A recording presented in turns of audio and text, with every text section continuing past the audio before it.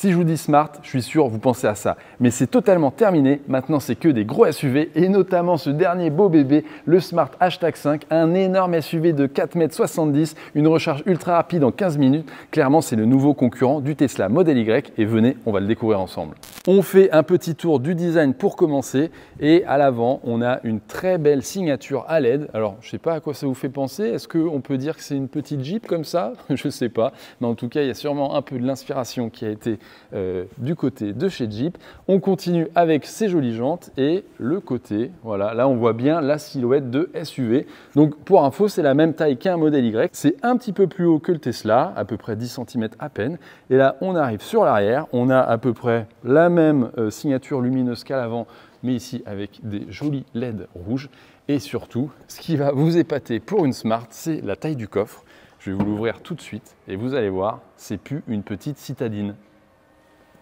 La bonne surprise, c'est que à l'avant, bien sûr, on n'a pas de moteur puisqu'il est caché sur l'essieu, mais on a un frunk d'une capacité de 75 litres quand on est en version propulsion et 45 litres à peu près quand on est en version transmission intégrale puisque le moteur à l'avant prend un petit peu de place en hauteur, mais c'est toujours bon puisque là, par exemple, on peut mettre une petite valise cabine ou plusieurs sacs à dos. On a bien sûr tout un tas de capteurs. Là, par exemple, on a la caméra pour la marche arrière, mais si on fait le tour, vous allez voir qu'il y a de nombreuses caméras encore sous le rétro ici et bien entendu dans la calandre à l'avant. Tout ça, c'est pour la conduite semi-autonome qui est de niveau 2, c'est-à-dire qu'on a le maintien dans la voie et le régulateur adaptatif de vitesse. Mais malheureusement, sur le toit, normalement en Chine, on a un lidar et ici, on ne l'a pas. Le lidar, ça sert à la conduite autonome, notamment de niveau 3 dans quelques années. On se demande pourquoi il n'est pas dispo en Europe, peut-être pour baisser les prix, je ne sais pas trop. En tout cas, c'est dommage, c'est un équipement qu'il y a en moins. Alors, je ne sais pas trop ce que vous pensez de ce design. Moi, perso, j'aime bien.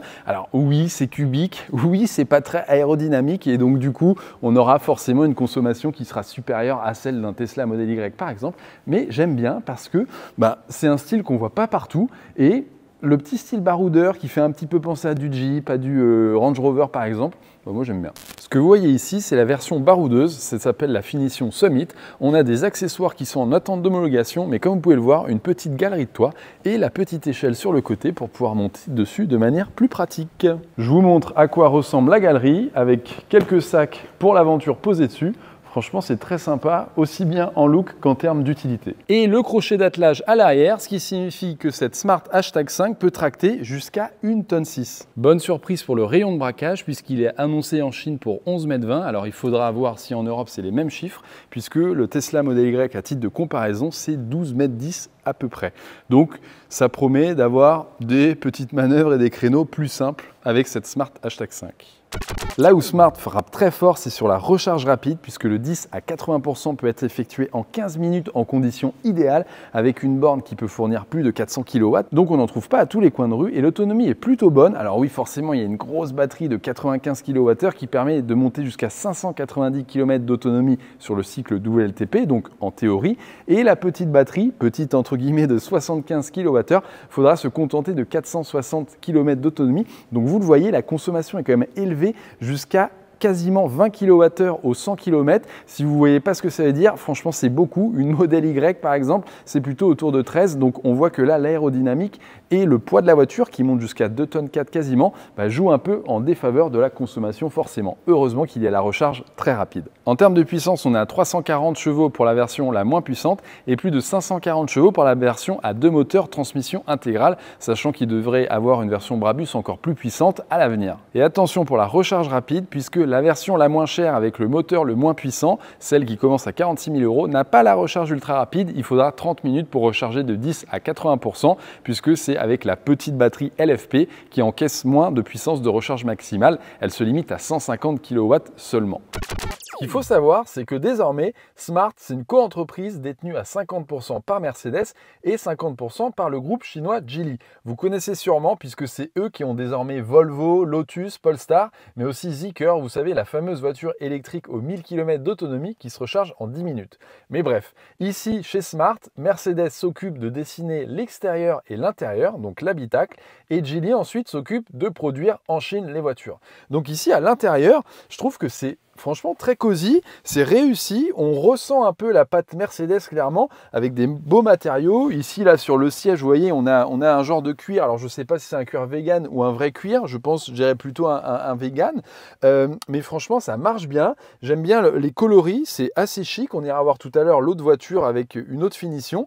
En revanche, là où on sent que c'est la patte Geely, et vous allez vite le comprendre, c'est sur le système d'infotainment avec les écrans. Bon alors, il n'y a rien de rédhibitoire, hein. Vous voyez, c'est beau, franchement c'est nickel, ça tourne avec une puce AMD, alors c'est assez fluide, hein. Regardez, là il y a de la 3D, c'est de l'Unreal Engine, donc il n'y a aucun souci là-dessus, c'est assez joli et tout ça, mais on sent la petite patte chinoise dans le sens où, par exemple, si on revient sur l'écran d'accueil, j'y suis en fait sur l'écran d'accueil, on a le petit personnage, alors ils ont dû le désactiver ici, c'est le petit lion qui est un avatar auquel on peut poser des questions comme sur beaucoup de voitures électriques chinoises. Je vous parlais du petit avatar, regardez, il est ici, donc c'est lui qu'on peut désactiver et ça les Chinois en sont très friands.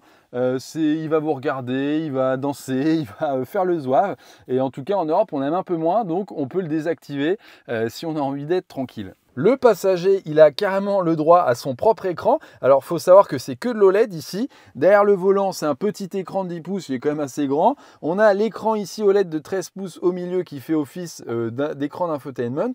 Et pour le passager, il a son petit écran pour regarder des vidéos, écouter de la musique, par exemple avec Spotify ici. Et malheureusement, il n'y a pas beaucoup d'applications parce que, encore une fois, on sent que c'est développé en Chine. Et en fait, en Chine, ils ont beaucoup plus d'applications disponibles sur les voitures smart.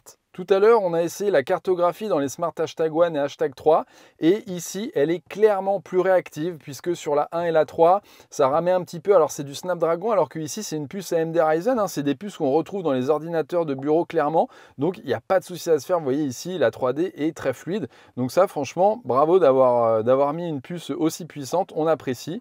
Et pour le son, il y a quand même beaucoup de haut-parleurs puisqu'on a un système Surround 7.1.4 avec plus de 1200 watts de puissance. Je suis passé à la place conducteur et franchement on est bien installé. Donc j'ai le petit combiné d'instrumentation de 10 pouces derrière l'écran qui est de l'OLED et qui me donne les informations par exemple sur la vitesse, la consommation. J'ai le petit rappel de la cartographie, c'est assez bien fait.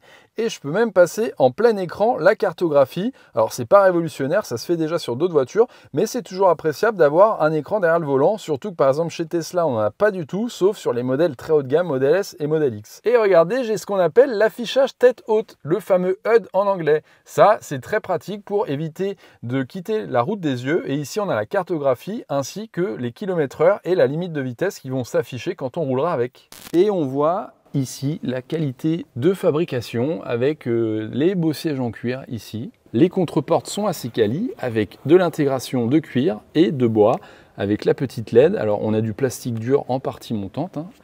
Et ici l'affichage tête haute et un haut-parleur qui sort physiquement, hein, qui se range quand on coupe la voiture, quand on coupe le contact. Les rangements de smartphone ventilés pour les refroidir et bien sûr c'est de la recharge sans fil Qi 2. Ici on a de quoi mettre les porte-gobelets et là regardez, on a une petite bouteille, on a la carte de recharge, un rangement pour la carte de recharge, c'est pas bête. Et en dessous une grande console centrale avec des ports USB-C et une prise 12 volts allume-cigare. Aux places arrière, le confort est très très bon. Je me vois clairement faire 1000 bornes dans cette voiture, il n'y a pas de souci. J'ai de la place aux jambes, j'ai de la place aux genoux également. Je suis vraiment bien installé. On a la possibilité d'incliner un petit peu le siège pour roupiller tranquillement. Franchement, j'aime bien. Je passe siège du milieu, là c'est pas un cadeau, là je vous l'avoue, on a l'assise un peu dure, un peu ferme et surtout le dossier puisque on a la coudoir centrale qui est cachée derrière et là je le sens et là non, 1000 bornes, je suis à 1m84, je ne les fais pas ici. Ce qui est très agréable, je ne sais pas si vous pouvez le voir, c'est le grand toit panoramique au-dessus de moi et il apporte beaucoup de luminosité dans l'habitacle, c'est vraiment très sympa et on peut le refermer hein, bien sûr, il y a un volet si jamais on a trop de soleil, on peut le refermer. Et également, ce que vous pouvez voir à l'intérieur, c'est toute la partie lumineuse. On a ici je sais plus, je crois, il y a une trentaine de LED à peu près, RGB, qui permettent d'illuminer un petit peu, vous voyez, un peu ce que fait Tesla maintenant dans la Model Y, là, avec cette ligne ici. Et c'est assez sympa. On a le petit bouton ici pour le siège chauffant, réglable sur trois intensités. Je trouve qu'ils ont fait du bon boulot. Et surtout, comme vous pouvez le voir derrière moi, il y a le grand coffre. Et ce qui est sympa, je vais essayer de vous montrer, c'est la trappe à ski qui permet, comme son nom l'indique, de ranger des skis dans le coffre et qui dépasse dans l'habitacle jusqu'aux places avant. Mais il faut être que 4, sinon ça ne tient pas.